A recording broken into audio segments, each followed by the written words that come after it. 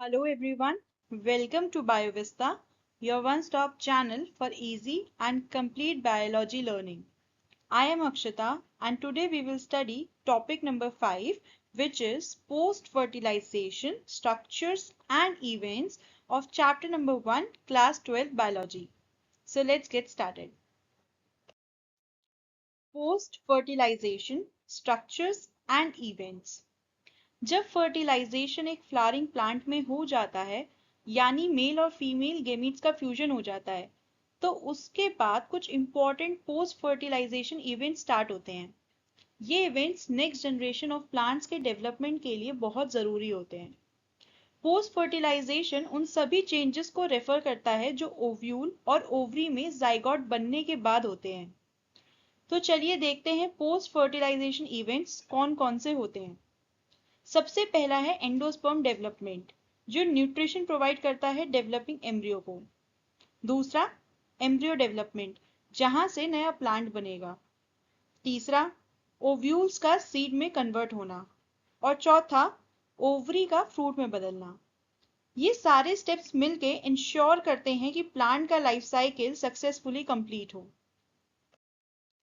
Endosperm endosperm एक triploid tissue होता है जो एम्ब्रियो सैक के सेंट्रल सेल से डेवलप होता है as a product of triple fusion. इसके सेल्स रिजर्व फूड मटेरियल से भरे होते हैं जो डेवलपिंग एम्ब्रियो को न्यूट्रिशन देते हैं। कुछ फैमिलीज में ये एब्सेंट भी हो सकता है। अब बात करते हैं mode of development of endosperm की। पहला है फ्री न्यूक्लियर टाइप। ये सबसे कॉमन टाइप है। PEN यानी प्राइमरी एंडोस्पर्म न्यूक्लियस बार बार डिवाइड करता है बिना वॉल फॉर्मेशन के, जिससे फ्री न्यूक्लियाई बनते हैं। बाद में वॉल्स बन जाती हैं और ये मल्टीसेलुलर हो जाता है। एग्जाम्पल्स हैं कॉटन और मेज। दूसरा है सेलुलर टाइप। इसमें न्यूक्लियस के हर डिवीजन पर तुरंत वॉल फॉर्मेशन हो जाता है। Example petunia. एक इंटरेस्टिंग फैक्ट ये है कि नारियल का पानी यानी tender coconut water free nuclear endosperm होता है और उसके आसपास का व्हाइट कर्नल सेलुलर एंडोस्पर्म होता है। अब बात करते हैं फेट ऑफ एंडोस्पर्म। एंडोस्पर्म का मेन काम एम्ब्रियो को नरिश करना होता है। ये या तो एम्ब्रियो के डेवलप होते वक्त पूरा यूज हो जाता है या मैच्योर सीड में परसिस्ट करता है। Embryo development. एम्ब्रियो का डेवलपमेंट जाइगोट से होता है जिसे हम एम्ब्रियोजेनी कहते हैं। अब हम बात करेंगे डाइकॉट प्लांट्स में एम्ब्रियोजेनी के प्रोसेस की। सबसे पहले जाइगोट दो अनइक्वल सेल्स में डिवाइड होता है। एक बड़ा सस्पेंसर सेल जो माइक्रोपाइल की तरफ होता है और दूसरा छोटा एम्ब्रियोनल सेल जो एंटीपोडल रीजन की तरफ होता है। सस्पेंसर सेल बार बार ट्रांसवर्स डिवीजन करता है और 6 to 10 सेल्स का लंबा सस्पेंसर बन जाता है। सस्पेंसर का पहला सेल जो माइक्रोपाइल की तरफ होता है वो काफी बड़ा होता है और इसे हम हॉस्टोरियम या वेसिकुलर सेल कहते हैं, जबकि सस्पेंसर का आखिरी सेल जो एम्ब्रियो सेल के पास होता है उसे हम हाइपोफाइसिस कहते हैं। ये रेडिकल टिप बनाता है। एम्ब्रियोनल सेल दो बार वर्टिकल और एक बार ट्रांसवर्स डिवाइड करता है जिससे 8 सेल 2 टायर्ड एम्ब्रियो बनता है। एपीबेसल टायर से दो कॉटिलिडन्स और प्रम्यूल बनते हैं, जबकि हाइपोबेसल टायर से हाइपोकोटाइल और रेडिकल डेवलप होता है। ऑक्टेन स्टेज पर एम्ब्रियो पेरिक्लिनल डिविजन्स करता है जिससे प्रोटोडर्म, प्रोटोकैम्बियम और ग्राउंड मेरिस्टेम बनता है। एम्ब्रियो पहले ग्लोब्यूलर शेप में होता है, लेकिन जैसे ही कॉटिलिडन्स ग्रो करते हैं ये हार्ट शेप हो जाता है और फाइनली अपना टिपिकल शेप ले लेता है। अब हम देखते हैं एम्ब्रियो डेवलपमेंट के स्टेजेस डाइकॉट प्लांट्स में स्टेप बाय स्टेप डायग्राम के थ्रू। सबसे पहला होता है जाइगोट जो फर्टिलाइजेशन के बाद बनता है। फिर ये जाइगोट डिवाइड होकर बनाता है ग्लोब्यूलर एम्ब्रियो। ये एक इनिशियल राउंड शेप होता है। अगला स्टेज है हार्ट शेप्ड एम्ब्रियो जहां दो कॉटिलिडन्स डेवलप होने लगते हैं। उसके बाद आता है मैच्योर एम्ब्रियो जिसमें क्लियरली कॉटिलिडन्स, सस्पेंसर, रेडिकल और प्लोम्यूल डेवलप हो जाते हैं। राइट साइड के डायग्राम में आप देख सकते हो एक डाइकॉट एम्ब्रियो के मेजर पार्ट्स। प्लम्यूल ये स्टेम टिप या शूट बनाता है। कॉटिलिडेंस जो सीड लीव्स होते हैं। हाइपोकोटाइल कॉटिलिडेंस के नीचे वाला सिलेंड्रिकल रीजन जो रूट टिप या रेडिकल में टर्मिनेट होता है। रेडिकल ये रूट का इनिशियल पार्ट होता है और रूट कैप ये रेडिकल को प्रोटेक्ट करता है ड्यूरिंग जर्मिनेशन। नीचे दिया गया ब्लू बॉक्स एम्ब्रियोनल एक्सिस के इंपॉर्टेंट पार्ट्स को एक्सप्लेन करता है। एपिकोटाइल ये कॉटिलिडेंस के अपर का पार्ट होता है जो प्लोम्यूल में एंड होता है।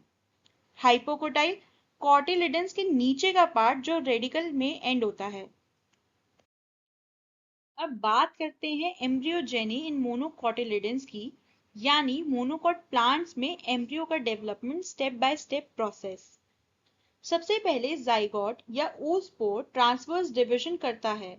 एक सस्पेंसर सेल बनाता है जो माइक्रोपाइल की तरफ होता है और दूसरा एम्ब्रियो सेल जो चैलेंजर एंड की तरफ होता है। एम्ब्रियो सेल फिर से ट्रांसवर्स डिवीजन करता है, एक टॉप सेल और एक मिडल सेल बनाता है। जो टर्मिनल सेल होता है वो वर्टिकल और ट्रांसवर्स डिवीजन करके ग्लोब्यूलर एम्ब्रियो बनाता है। Structure of a typical monocot embryo. इसमें एक सिंगल कॉटिलिडन होती है जिसे स्क्यूटेलम कहते हैं, जो एम्ब्रियोनल एक्सिस के एक साइड यानी लेटरल साइड में होती है। नीचे के एंड पर एम्ब्रियोनल एक्सिस में रेडिकल और रूट कैप होता है जो अनडिफरेंशिएट शीट कॉलेराइजा से कवर्ड होता है। स्क्यूटेलम के ऊपर वाला पोर्शन एपिकोटाइल कहलाता है। इसमें शूट एपेक्स होता है और एक न्यू लीफ प्रिमोडिया भी होता है जो कॉलेप्टाइल के अंदर एनक्लोज्ड होता है। कुछ ग्रासेस में एक सेकेंड कॉटिलिडन का रिमेन्स भी होता है जिसे एपिब्लास्ट कहते हैं। राइट साइड के डायग्राम में आप क्लियरली देख सकते हो scutellum, coleoptile, shoot apex, epiblast, radicle, root cap और कॉलेराइजा सब क्लियरली मार्क्ड हैं। सीड, इसका सिंपल डेफिनेशन है a fertilised ovule is called a seed. Seed का फॉर्मेशन होता है फर्टिलाइजेशन के बाद जब ओव्यूल मैच्योर होता है। अब देखते हैं टाइप्स ऑफ सीड्स। सबसे पहला है एंडोस्पर्मिक या एल्ब्यूमिनस सीड्स। इनमें एंडोस्पर्म प्रेजेंट होता है। Example wheat, maize, barley, coconut, castor. दूसरा है नॉन एंडोस्पर्मिक या एक्स एल्ब्यूमिनस सीड्स। इनमें एंडोस्पर्म कंप्लीटली कंज्यूम्ड हो जाता है एम्ब्रियो के डेवलपमेंट के दौरान। Example pea, bean, groundnut. और तीसरा है पेरिस्पर्मिक सीड्स। इनमें न्यूक्लियस का कुछ हिस्सा बच जाता है और इस रेसिड्यू को हम पेरिस्पर्म कहते हैं। Examples black pepper, beet. अब बात करते हैं सीड के स्ट्रक्चर की। एक टिपिकल सीड में तीन मेन पार्ट्स होते हैं।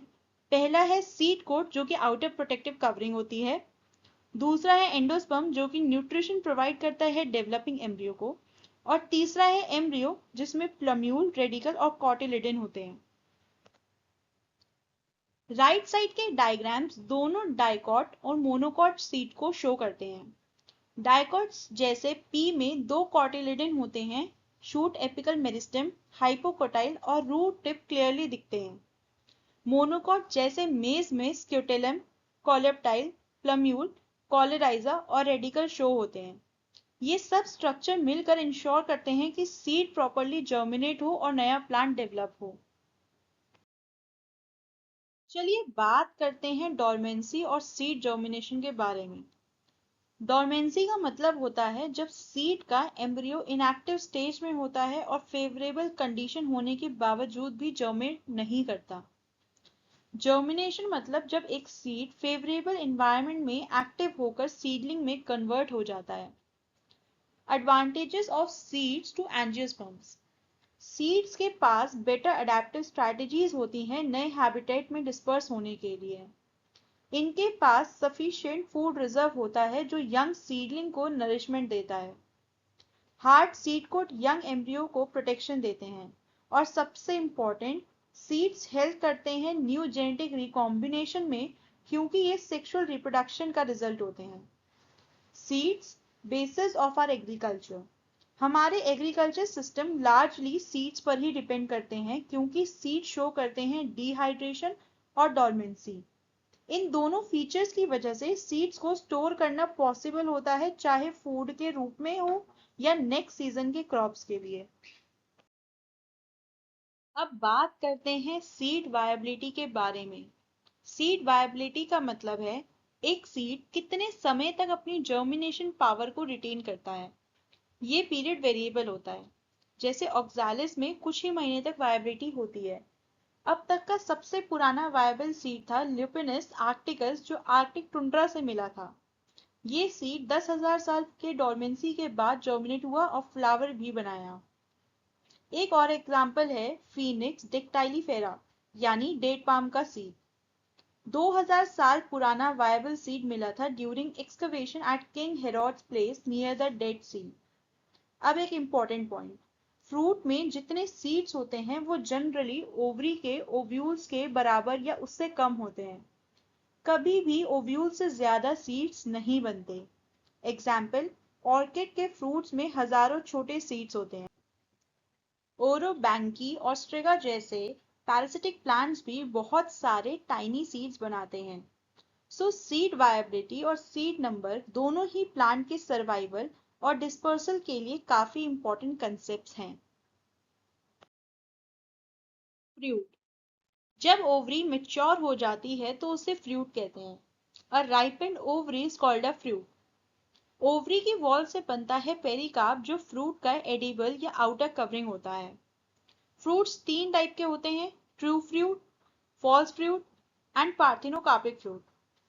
ट्रू फ्रूट कौन से होते हैं? जो सिर्फ ओवरी से बनते हैं। फॉल्स फ्रूट, जिसमें फ्रूट ओवरी के अलावा किसी और पार्ट जैसे थैलेमस से भी डेवलप हो सकता है। Example, Apple. पार्थिनोकार्पिक फ्रूट, ऐसे फ्रूट जो बिना फर्टिलाइजेशन के बनते हैं जैसे बनाना। फ्रूट डेवलपमेंट के तीन इंपॉर्टेंट स्टिमुलस होते हैं। पहला, पॉलिनेशन के बाद ट्रिगर मिलता है। दूसरा, डेवलपिंग सीड से सिग्नल मिलता है। और तीसरा, न्यूट्रिएंट्स की अवेलेबिलिटी से सपोर्ट मिलता है ताकि फ्रूट डेवलप प्रॉपरली हो सके। तो आज हमने कवर किया पोस्ट फर्टिलाइजेशन के important events. Embryo, endosperm, seed और फ्रूट, ये सब मिलकर इंश्योर करते हैं कि नए जनरेशन का प्लांट सरवाइव और ग्रो कर सके। अगर आपको ये एक्सप्लेनेशन पसंद आई हो तो लाइक, शेयर और सब्सक्राइब करना ना भूलें और बेल आइकन को भी जरूर दबाएं ताकि आपको मिले हर नए टॉपिक का अपडेट सबसे पहले। मिलते हैं नेक्स्ट वीडियो में एक और बायोलॉजी के इंटरेस्टिंग कॉन्सेप्ट के साथ। तब तक के लिए keep learning and keep growing. Thank you.